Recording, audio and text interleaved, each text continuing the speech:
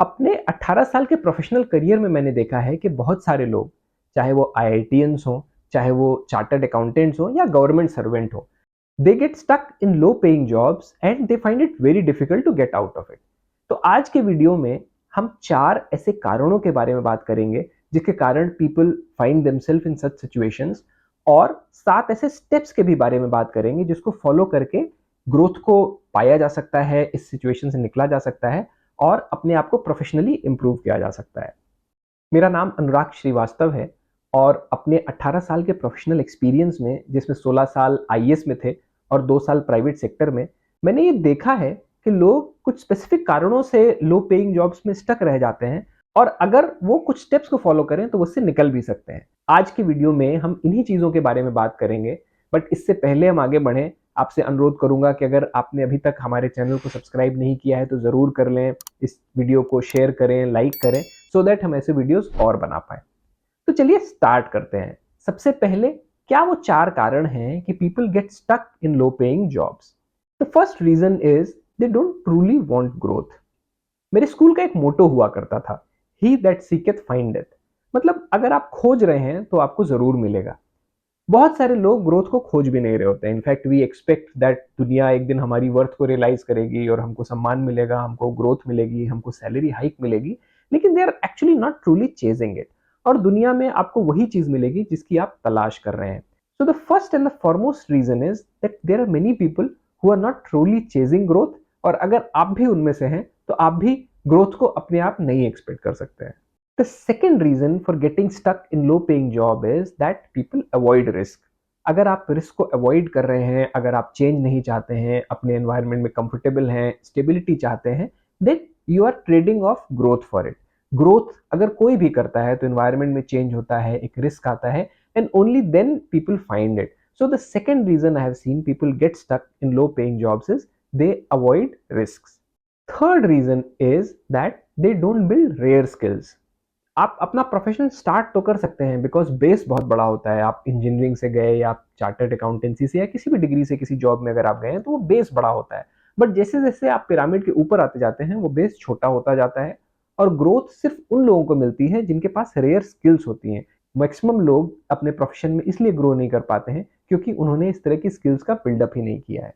And the final reason why people do not find growth is they fail to show value. ऐसा हो सकता है कि आप बहुत टैलेंटेड हैं, ऐसा भी हो सकता है कि आप अपनी टीम में बहुत कंट्रीब्यूट कर रहे हैं, अपने ऑर्गेनाइजेशन में बहुत कंट्रीब्यूट कर रहे हैं, बट आप उसको शोकेस नहीं कर पा रहे हैं। अगर आपके ऑर्गेनाइजेशन को, आपकी टीम को, आपके बॉस को ये नहीं पता है कि आपका क्या कंट्रीब्यूशन है, then you can not also expect growth. इन 4 चीजों के बारे में जिसमें हमने बात की, जिसमें पहला था कि people are actually not chasing growth, second is they avoid risk, third is they have not build any rare skill, and the fourth is they are unable to showcase their value. इन 4 reasons के बाद हम आते हैं उन 7 steps पे जिनको अगर फॉलो किया जा सके तो आपकी प्रोफेशनल ग्रोथ को कोई नहीं रोक सकता है। तो उसमें पहला और सबसे इंपॉर्टेंट स्टेप ये है कि मेक ग्रोथ नॉन नेगोशिएबल।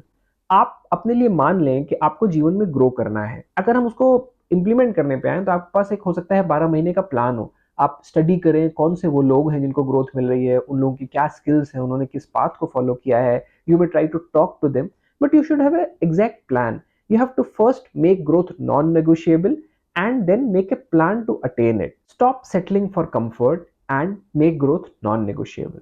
इस जर्नी में दूसरा स्टेप होगा टेक मेजर्ड रिस्क।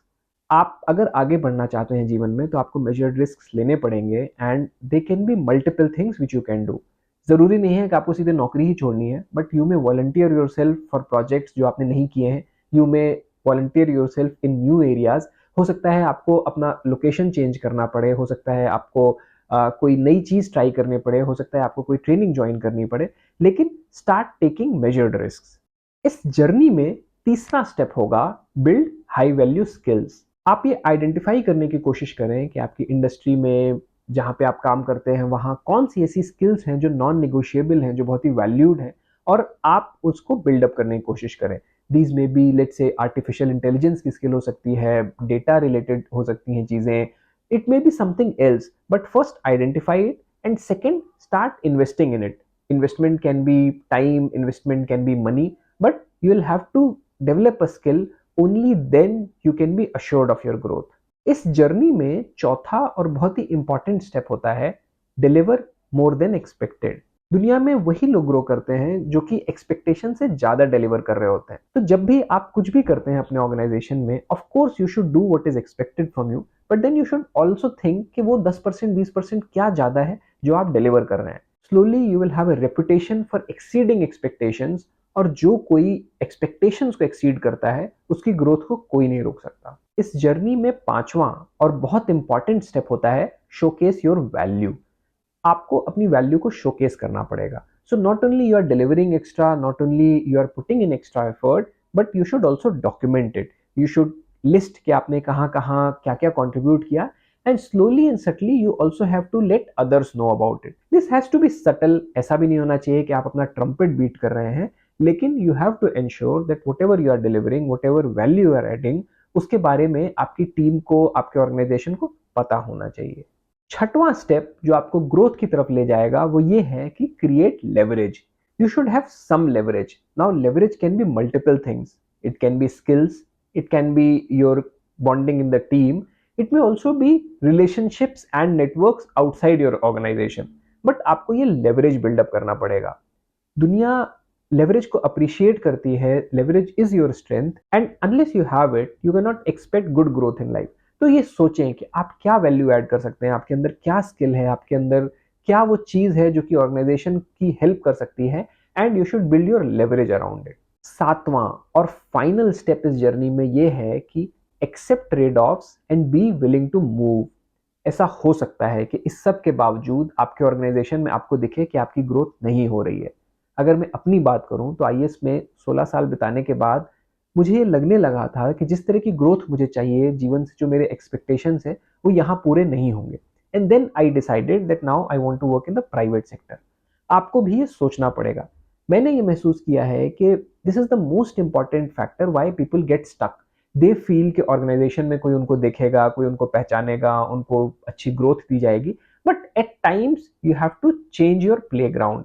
सो हमने 4 रीजंस के बारे में बात की why people get stuck in low paying jobs. हमने 7 स्टेप्स के बारे में बात की which can help you break free from such a situation. और वीडियो के एंड में मैं ये कहूंगा कि the safest way to get what you want is to deserve what you want. अगर आप ग्रोथ चाहते हैं तो आपको ग्रोथ को डिजर्व भी करना पड़ेगा, और इसके लिए मैं सिर्फ आपको एक होमवर्क दूंगा। एक ऐसी स्किल आइडेंटिफाई करें जो आपको लगता है कि बहुत इंपॉर्टेंट है, जिसकी वैल्यू है, एंड ये हो सकता है कि आपके ऑर्गेनाइजेशन में आप कल ना यूज कर पाए उसको, बट उस पर काम करना शुरू करें। आप कोई कोर्स ज्वाइन कर सकते हैं, उससे रिलेटेड बुक्स पढ़ सकते हैं, उससे रिलेटेड यूट्यूब वीडियोस दे सकते हैं, but start working on that skill. This can become your leverage and this can help you in your growth. अगर आपने इस वीडियो को यहाँ तक देखा है तो मुझे पूरा विश्वास है कि आप अपने प्रोफेशनल लाइफ में ग्रोथ चाहते हैं। I am sure you will certainly find it. यहाँ तक इस वीडियो को देखने के लिए बहुत बहुत धन्यवाद।